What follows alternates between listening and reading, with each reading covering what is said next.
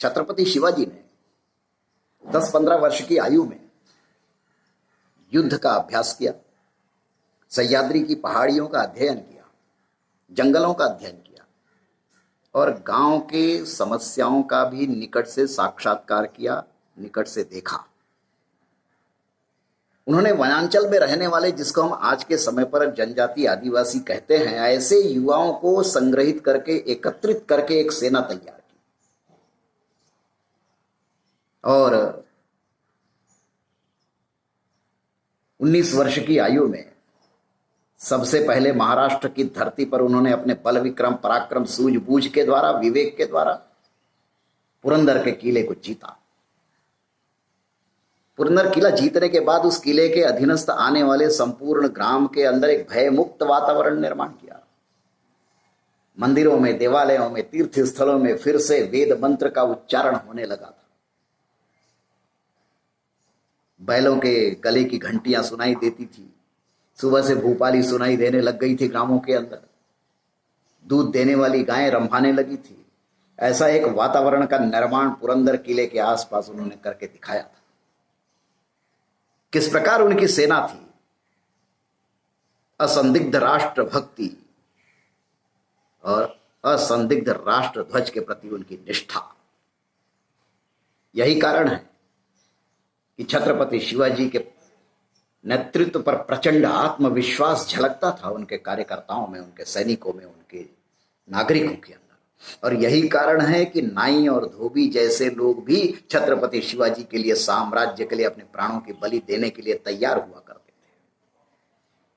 बाजी प्रभु देशपांडे और तानाजी मालसुरे जैसे लोग राष्ट्र के लिए, साम्राज्य के लिए सर्वस्व न्यौछावर करके प्राणों की बलि चढ़ा चुके। सोनू विश्वनाथ और दादाजी कोंडदेव जैसे लोगों को सम्मान दिया करते थे, गुरु का सम्मान देते थे, विद्वानों का सम्मान था, आचार्यों का सम्मान था। सबसे बड़ी बात थी मातृशक्ति, माताओं बहनों की सुरक्षा की गारंटी। छत्रपति शिवाजी के शासनकाल में यह दिखाई देता था। कैसे कैसे उनके कार्यकर्ता थे, कैसी निष्ठा थी। 2-2, 3-3 वर्षों के अंदर उन्होंने समुद्र के किनारे पर और पहाड़ों पर भव्य किलों का निर्माण करके दिखा दिया। आज 3 साल के अंदर हम एक एस्टीमेट भी पास नहीं करा सकते।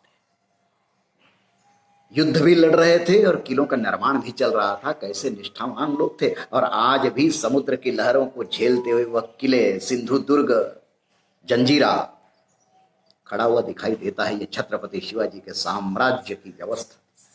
उन्होंने मैदान, पहाड़ और समुद्र तीनों प्रकार के सुरक्षा की व्यवस्था की थी, प्रबंधन किया था। उस समय पर वायु आक्रमण की माने आशंका नहीं थी, इसलिए वायुसेना नहीं थी उनके पास, परंतु ये 3 प्रकार की सेनाओं का संचालन उन्होंने किया था। सतर्कता कैसी। छत्रपति शिवाजी बहुत छोटी छोटी बातों का ध्यान किया करते थे अपने स्वराज्य का संवर्धन, संरक्षण और सुरक्षा के लिए। एक प्रसंग बताना पर्याप्त होगा और आवश्यक भी है। धायमा उस गढ़ में एक काम करती थी। एक दिन काम करते करते उसको विलंब हो गया। उसको घर जाना जरूरी था। शाम हो गई थी और किले के सभी दरवाजे बंद हो गए थे। द्वारपालों ने कहा कि शाम हो गई है, किले का दरवाजा खुलेगा नहीं। नियम का, अनुशासन का हवाला देते हुए उन्होंने मना कर दिया। 6 माह का बच्चा घर में था। दूध पिलाना आवश्यक है और जन्म देने वाली मां जो है अपने बच्चे के लिए सर्वस्व अर्पण करने के लिए तैयार रहती है। किसी भी प्रकार वह गढ़ उतर करके अपने घर पहुंच गई। दूसरे दिन सुबह सुबह वह मुख्य द्वार से किले के ऊपर चढ़ने लगी। द्वारपालों ने देखा कि यह महिला कल महल के अंदर थी, ये गई कैसे बाहर। उनको बड़ा आश्चर्य हुआ, पर यह बात धीरे धीरे छत्रपति शिवाजी के महाराज के कानों तक पहुंची। शिवाजी छोटी छोटी बातों पर कितना ध्यान देते थे, कितने सतर्क थे, यह एक बहुत बड़ा उदाहरण भी है उनके जीवन का। उन्होंने अपने प्रमुख लोगों को बुलाया, उस धाय मां को भी बुलाया और सबके सामने उस धाय मां का सम्मान किया और स्वयं उसको साथ लेकर उस स्थान पर गए जहां से वो गढ़ उतर करके गई थी।